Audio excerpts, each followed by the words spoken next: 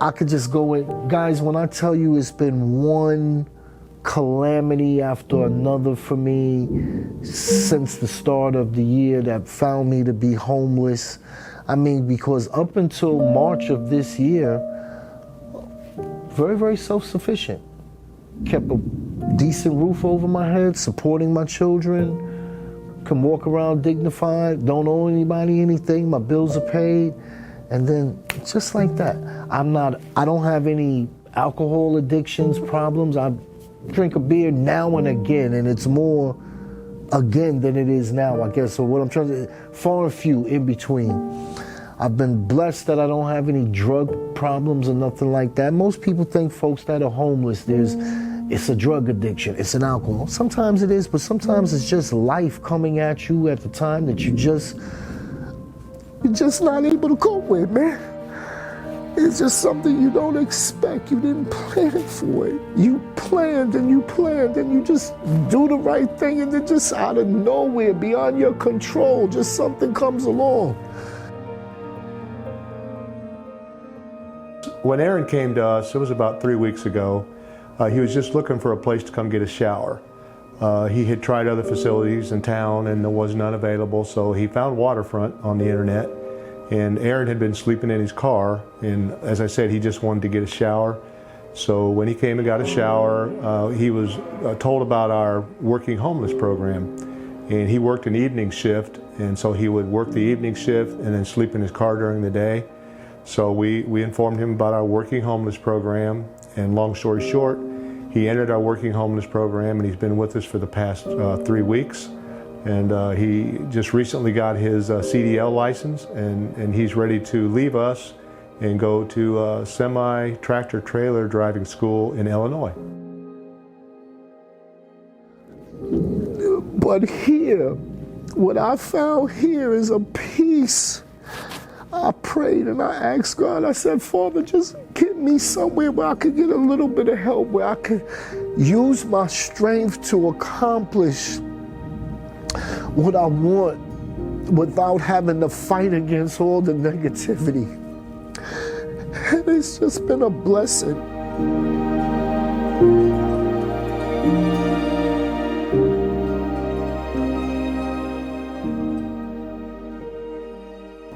If you are true to yourself, that you just know you just need some help, not someone to carry you and coddle you and baby you, but just to help you with your own efforts, to put you in an environment, a safe, and I don't mean just physically safe, mentally, emotionally safe space, Waterfront Mission is a good place to come. The best that I've seen,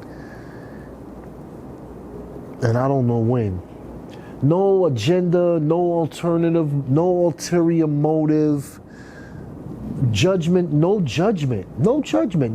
whatsoever. No one's pointed a finger at me and said, oh, but you're here because of this and you could have done. None of that. No sense of dignity snatching or anything of that nature, if that makes sense. If you're looking to come to really take the next step in moving on with your life in a good, positive direction, this is definitely a good, positive environment to be in. Waterfront Mission definitely saved me from making some probably bad decisions, bad choices. And I realized since I've been here that Waterfront Mission is, the way they supported me is because someone supported them. Someone, maybe it's you that's watching this or listening to me, thinking about supporting, wondering, is it a good idea? You helped me. If you've already given, I thank you. Because without you, they couldn't do the things that they do. I wouldn't have been able to stay here for 2.5 going into 3 weeks and really be saved from just, I don't know, just losing hope.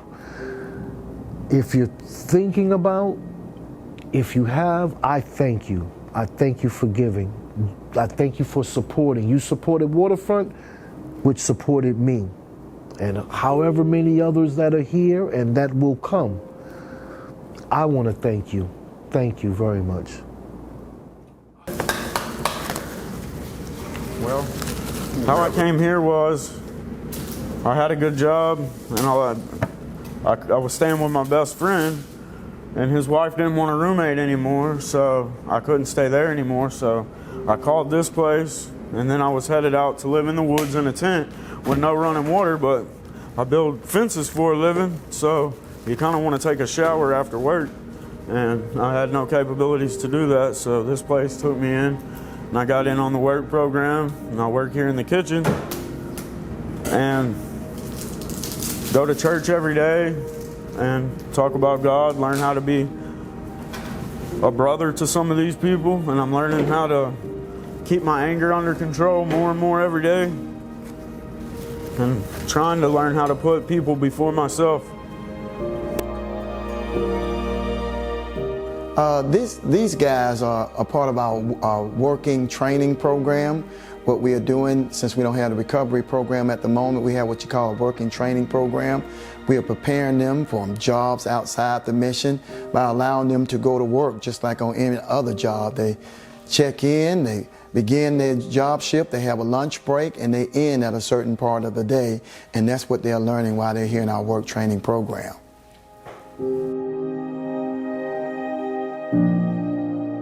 You know, in 2020, we saw records for us, if you will, good records, positive things like employment, where 98.6% were employed. And for us as believers, we're over 400 professions of faith. People enrolled in college and school. It was a great celebration as we kind of crossed the finish line in December, going out of 2019 into 2020. So with much anticipation, we went into 2020 expecting the same thing. And then came COVID. And we hit a bump, as most in our area did, most across the nation did. And we found ourselves with the challenge of what do we do? People continue to need to be served, and yet we couldn't deliver the same way. Our missions, we had to scale back some, and so we provided services here on the Pensacola location. We provided those overnight beds as we could, while we practiced social distancing and safe habits to make sure that we could serve those who had needs. But for us, that meant about half of the people that we could serve, just physically, to do it in a safe manner. Our stores closed for a period of time. We had to suspend our operations there for a brief period. So economically, Waterfront was faced with the challenges as most of those in our business community, because our stores and our eBay and other things, those operations help fund what we do as a ministry. So for 45 or 60 days, we were just like everyone else.